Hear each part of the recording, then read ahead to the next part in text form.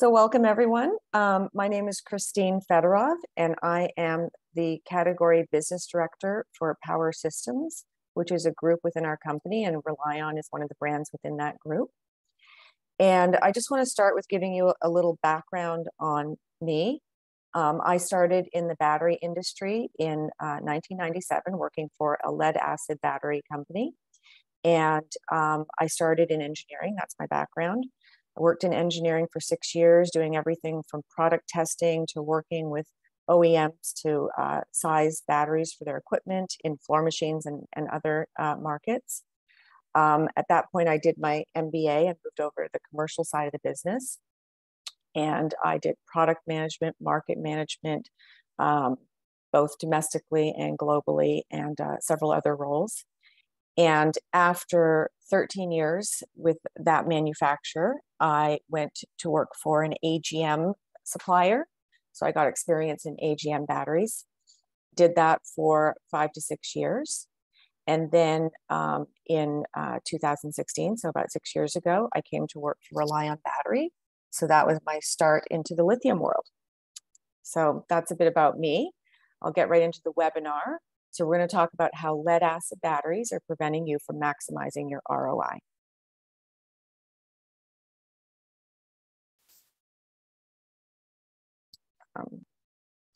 Sorry, I went one slide too many here. So here's the agenda. So we're going to go over lead acid battery challenges, and those challenges directly impact the bottom line, and you'll see that. We'll go over lithium battery advantages and upgrading to lithium batteries. I'll tell you a little bit about RELiON, and then as Paul said at the end, we'll have an opportunity to do Q&A. But if you have any questions in the meantime during my presentation, you can certainly put them in the chat, and my colleague Craig will help answer those. So lead acid batteries, we're going to start by looking at the common performance and productivity issues which ultimately impact the bottom line. So the first thing is the short life. Lead acid batteries have a much shorter life than lithium batteries. The typical lifespan for a lead acid battery is 2 to 4 years, depending on the application and depending on the battery. Sometimes we hear 5 years. I would say those are for ones that are very well maintained, and they're more the exception. The impact of the shorter life is there's downtime replacing batteries. There's the labor, the heavy lifting to remove old batteries and install new batteries. And overall, it's an inconvenience. And then obviously there's the replacement of the batteries. So you're constantly having to purchase new batteries. So that clearly would impact your bottom line in terms of replacement costs, labor, and just downtime. The next thing is maintenance. And I think this is one of the most important and most impactful things about lead acid batteries. So neglecting the maintenance of a lead acid battery, it causes immediate capacity loss and ultimately reduces the life of the battery. And there's several factors to that maintenance. One thing with flooded batteries, you have to add water, but it's not simply just adding water. It's the right amount at the right time. So for example, if you water a lead acid battery when it's in a discharge state and you charge it, it often will overflow and you get water coming out of the vent caps. And then you have to add more water in to replace that water, and you dilute the electrolyte. The dilution of the electrolyte is permanent. You've changed the chemistry. So you're going to have capacity loss, and ultimately this reduces the life of the battery. If you don't water your batteries often enough and you let them go dry, which happens all the time, the plates get exposed to the air and it damages those plates. They get hard and they're not usable. And that is permanent capacity loss. And again, ultimately reduces the life. So there's several factors to watering. It's not as simple as just adding water. You have to clean the corrosion on the connections and the tops of the batteries. I've never seen a lead acid battery go through its life cycle without getting corrosion. You can see in the picture there, they get quite dirty and there's acid residue that gets on the top of the batteries. And that corrosion affects the performance of the battery and as well as the life of the battery. And then there's replacing those cables, which is another maintenance factor that where there's labor costs and an inconvenience. And the last one is also the most important maintenance problem, and that is charging batteries. So we've all been told when you use a lead acid battery, you have to fully charge them. This can't be underestimated. If you let lead acid batteries sit or operate in a partial state of charge, which is very common, it causes permanent capacity reduction and significant loss in life. Undercharging a battery is one of the leading causes of premature battery failure. I can tell you, in my lead acid days, when I worked in engineering, we cut open hundreds of batteries that came back from the field over those years. And over again, we could see the evidence of batteries being left in a partial state of charge or being operated in a partial state of charge. It always happens. I've never seen it not happen, and you reduce the life. Next, usable capacity. So lead acid batteries have less usable capacity, not only than lithium, but even what you'd expect based on the label rating. So with lead acid batteries, the capacity varies depending on the rate of discharge.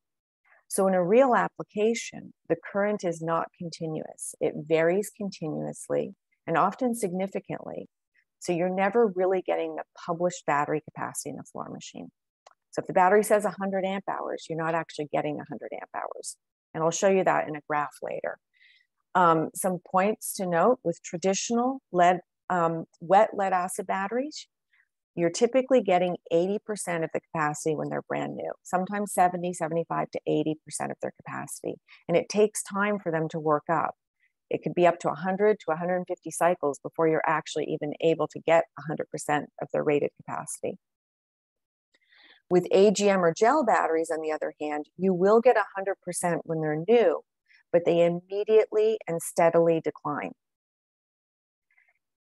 With floor machines, given the rates of discharge, the batteries typically only provide 60 to 70% of the available capacity. So the rating on the label is based on the 20-hour rate. A 100 amp hour battery is at the 20-hour rate. The rate that's actually being used in a floor machine is much higher than a 20-hour rate. And therefore, the capacity reduces with the rate of discharge. And I'll show you that on a graph later as well. And then because of the less usable capacity, batteries are often opportunity charged in this application, which can be harmful and is never recommended for lead acid batteries. And finally, less power. So lead acid batteries will provide the full power right out the gate, but it's for a relatively short period of time because the voltage steadily and steeply declines as you're discharging the battery. The way the operator will notice this is the equipment will get sluggish. In contrast with a lithium battery, if you've used a power tool with a lithium battery, you'll notice you get full power and then it's done.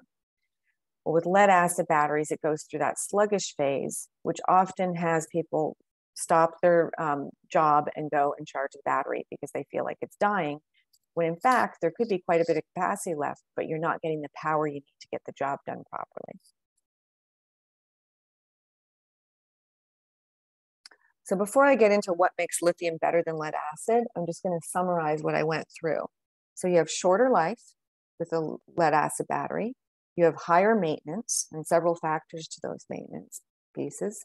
You have less usable capacity and you have less power. And all of these factors have a cost associated with them. So they impact the ROI. So I'm going to get into what makes lithium better than lead acid. And what we'll look at is the longer battery life, what that looks like, zero maintenance, the partial state of charge tolerance, more usable capacity, more power, and then overall lower total cost of ownership. So longer life. So you get a much longer lifespan compared to lead acid batteries. We say up to 10 times longer. It can vary depending on the lithium chemistry. There's various lithium chemistries out there. So it could be 5 to 10 times longer. And it'll also vary with the application, as it does with any type of battery.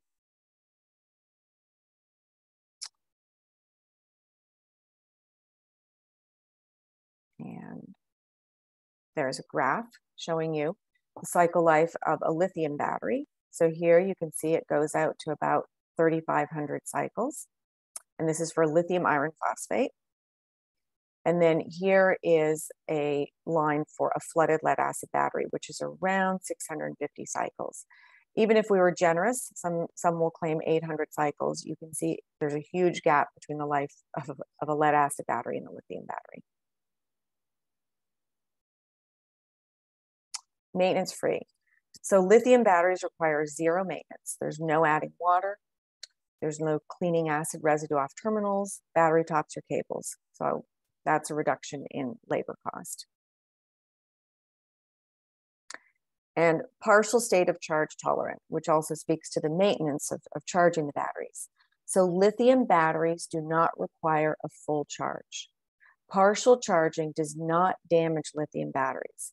In fact, we recommend you store them at 50% state of charge. And again, to reiterate, this is the leading cause of lead acid battery failure. So as I said, I've looked at them, and we continuously see with lead acid batteries, they're not charged or they're operated at a partial state of charge. With lithium, if you don't fully charge your battery and you forget about it for a week or longer, there's no damage. We're storing them on the shelf. Like I said, we recommend 50% state of charge, and you won't damage the batteries.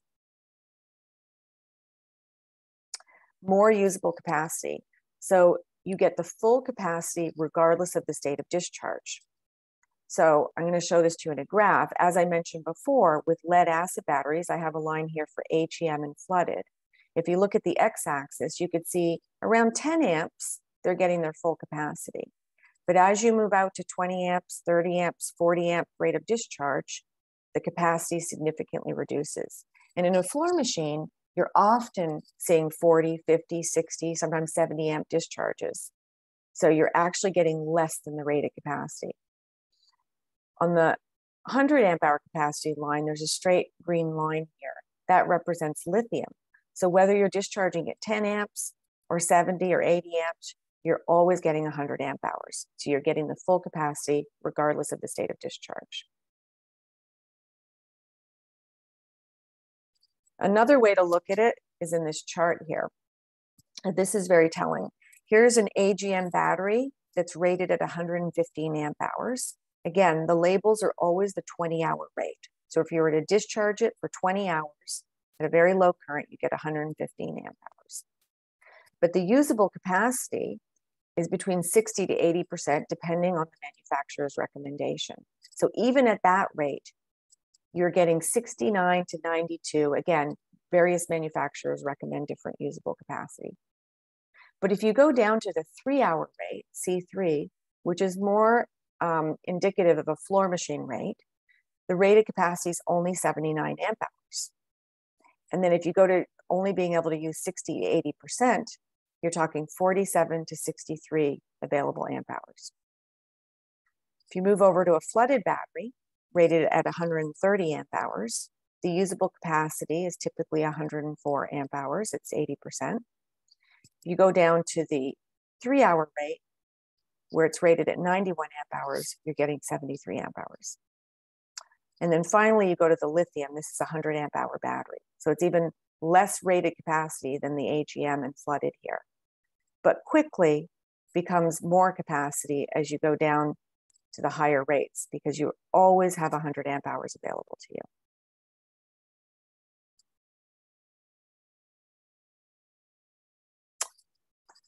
More hours of power. So lithium batteries deliver consistent power throughout the discharge. So your floor machine is going to get the same power throughout the duty cycle. You're not going to get that sluggishness that I mentioned you get with lead acid as you discharge the battery. And I have a graph to illustrate that. So this is various rates of discharge of a lithium battery. And as you can see, the voltage curve is pretty flat, which means the power you're feeling from the equipment right out the gate, you're feeling right towards the end of discharge as well. I don't have a lead acid on here, but it would be steeply declining. So you get that full power, so you get to use your equipment to its fullest throughout the discharge.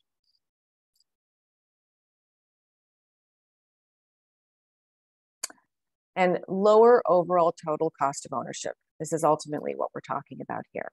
So changing batteries less often means fewer replacement and labor costs, but the picture is much bigger than that. I'll show it to you here. So the purchase price, we all know lithium batteries cost a lot more than gel or AGM or flooded. The installation cost, you could say, is about even on all the lead acid, a little less for lithium because you typically use less lithium batteries to replace the lead acid. Maintenance costs, certainly they're going to be the most on flooded lead acid because you have to add water as well as all the cleaning. Whereas AGM and gel, there's no water adding, some cleaning, and lithium, there's no maintenance. Charging costs. So this is an interesting thing to consider. When you're charging a lithium battery, it's much more efficient, so your utility bill actually goes down. Of course, this is more noticeable in a fleet where you have a lot of charging going on, but it definitely is lower to charge a lithium battery. So that's another cost that people don't necessarily consider when they're purchasing their product. Replacement costs and replacement labor. Of course, you're replacing your battery several times within the time that you would have one lithium battery. So there's all the costs associated with that, including downtime, labor, and the battery itself. The number of replacements, and then the cycle life. You get much more cycle life compared to gel, AGM, or lithium, or lead acid. So your overall total cost of ownership is much less. We put dollar signs in here rather than numbers because it does vary depending on the battery you're buying and it changes over time. But directionally, this shows you that it's way less over the life for lithium battery versus lead acid. Another much simpler way to look at it is a lead acid battery total cost of ownership includes installation, maintenance, charging, repairs and downtime, and replacement. Versus lithium, where you have the purchase, the installation, and the charging. So way less costs associated with the life of a lithium battery. So I'm going to talk a little bit about solutions, what to consider when you're upgrading to a lithium battery. So if you want the same capacity that you have in your current lead acid battery, you typically size the lithium at 60% the lead acid battery capacity. So if you're using a 100 amp hour battery for lead acid, you could use a 60 amp hour lithium battery and get the same capacity. If you want more capacity, because you could only fit so much in your compartment with lead acid and you've always wanted more, then you can add more lithium. So you have options. And of course, another thing is check the physical size of the battery, that it fits in the compartment. Another thing is you want to ensure the BMS has all the necessary protection. All lithium batteries must come with a BMS to protect from overcurrent, undercurrent, over temperature, over voltage, under voltage. There's various parameters. Some BMSs do very basic protection. Some have much more sophisticated protection. So you want to look at that and make sure it fits your needs. You also, something that you don't necessarily do with lead acid is you want to confirm the continuous and peak currents and make sure they align with your equipment requirements. So equipment may have inrush currents that could be higher than the available current with the BMS settings. You want to make sure that the BMS overcurrent protection doesn't exceed your needs. And really what this comes down to is what's here on number 4. Work with a company that will provide the technical support when selecting your battery. When you're working with a company that knows your application, they know the continuous and peak currents you need. They know the protections you need, and they also know the batteries you need in terms of meeting the capacities that you want. So that's a critical factor. So RELiON. RELiON's a global leader offering a range of high-quality battery products that continue to pave the way forward to a greener and more efficient future for energy storage. And we really have paved the way. I've been here since the beginning, and there were a lot of bumps in the road. We've made all the mistakes there are to make. Well, there may be more to make, but we've made a lot, and we've learned from them. And that's really important because it is new technology in the floor machine market and other industries that we play in. Our mission is to power the world's transition to lithium energy storage and ethically. And we have the largest selection of lithium iron phosphate, that's the chemistry of choice, batteries. We have 12 volt, 24, 36, and 48 volt models. So I'll get into it a little bit, but with lead acid, we're used to, for 24 volt, putting 4 6-volt batteries in series. In lithium, we've designed 24 volt batteries and 36 volt and 48 volt. So you're not putting batteries in series, which makes it much easier to charge the batteries. And it makes them scalable because you can put them in parallel instead to get the capacity that you want.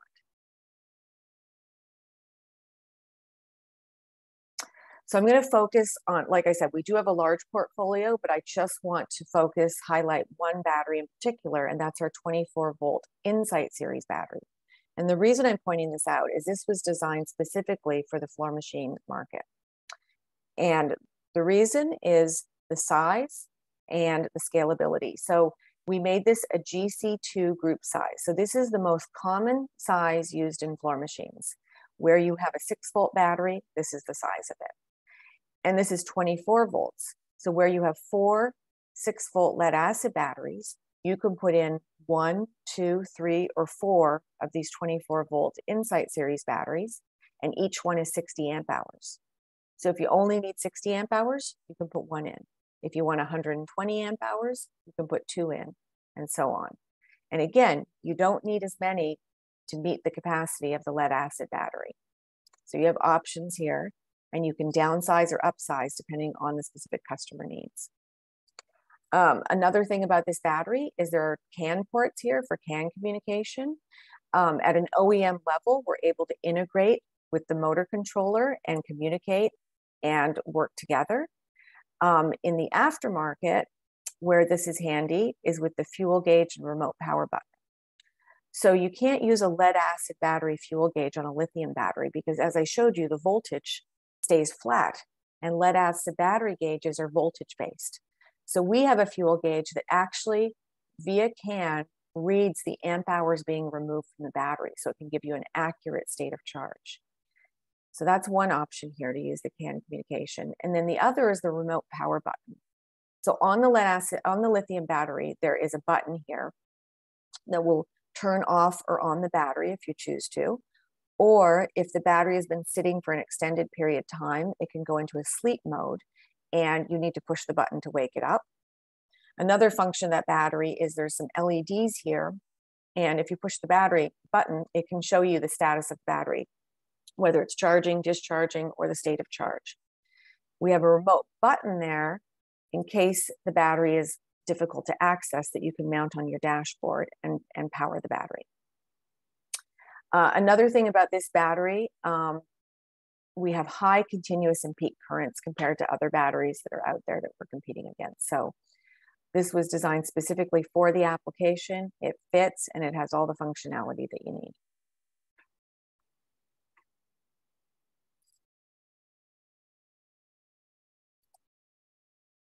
Safety. So I mentioned lithium iron phosphate batteries.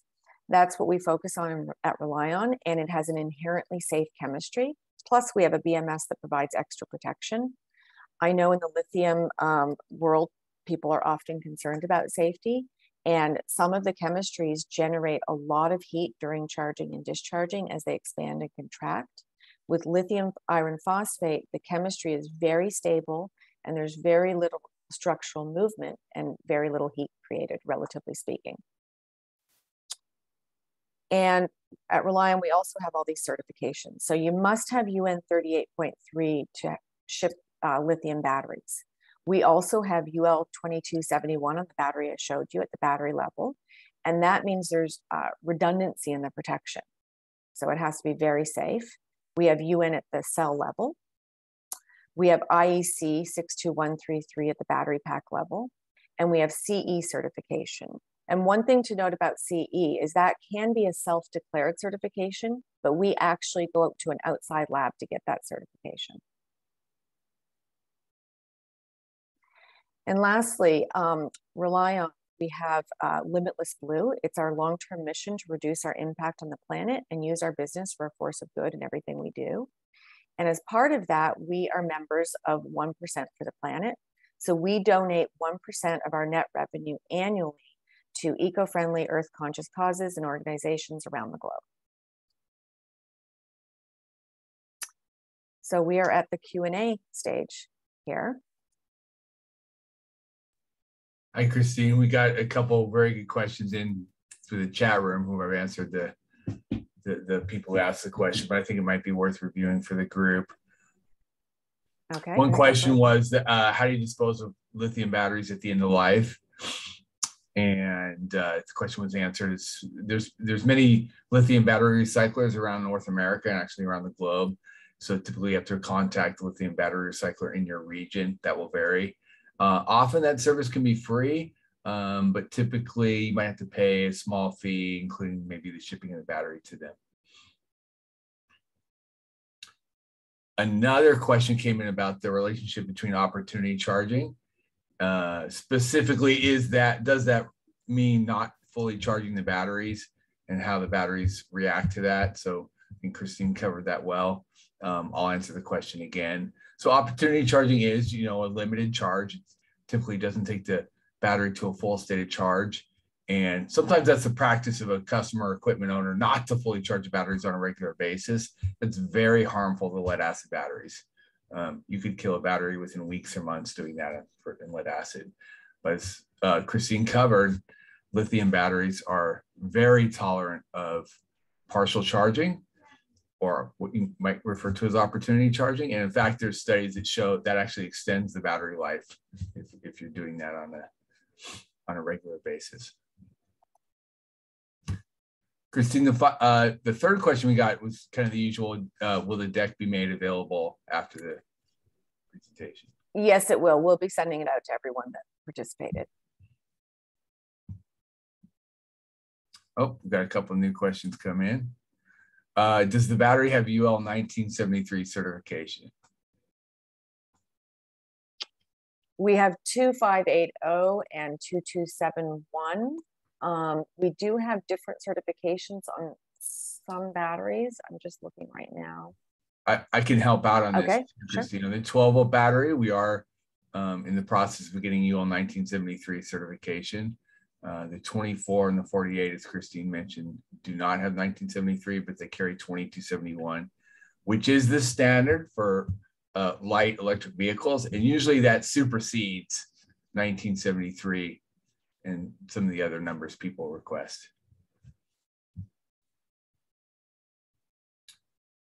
Are onboard chargers adequate for lithium batteries? So we really don't distinguish between onboard or offboard chargers. The delineation is really, is the battery suitable? Does it have a charge profile internally that's suitable for lithium batteries? And it really depends on the charger, make and model. However, a lot of the industry charger names you're familiar with, from Delta Q to SB to Lester, are configurable for a lithium profile if they don't already have one on board. And there are some on occasion that that may have a lead acid profile and that's fixed. And in those instances, the charger may charge the battery fully, but it's really a poor practice, which we don't recommend doing that. David asked another question. Are people using the batteries for FLS systems? The batteries are constantly charged, so that is an issue for lithium since they should not get overcharged. I'm unfamiliar with what an FLS system is. Christine, do you know that term? No, but I would say if there's a system, I don't know if you're talking about a float system, but where they're constantly being charged, the BMS would go into protection mode. So you can't really overcharge a lithium battery because the BMS is there to protect it from that. Firelight system.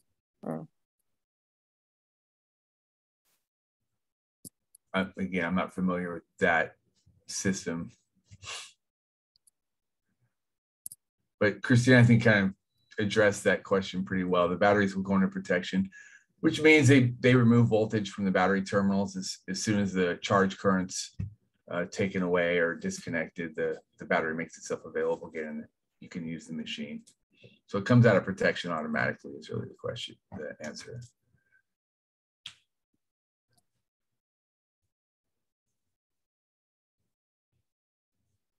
Any other questions? Let's see, I'm still in the open category.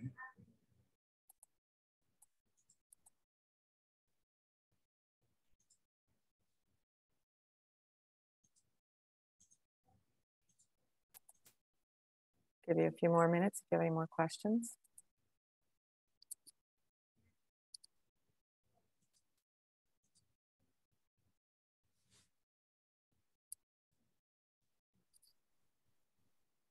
Okay, well, I think this concludes the seminar. Thank you, everybody, for being here.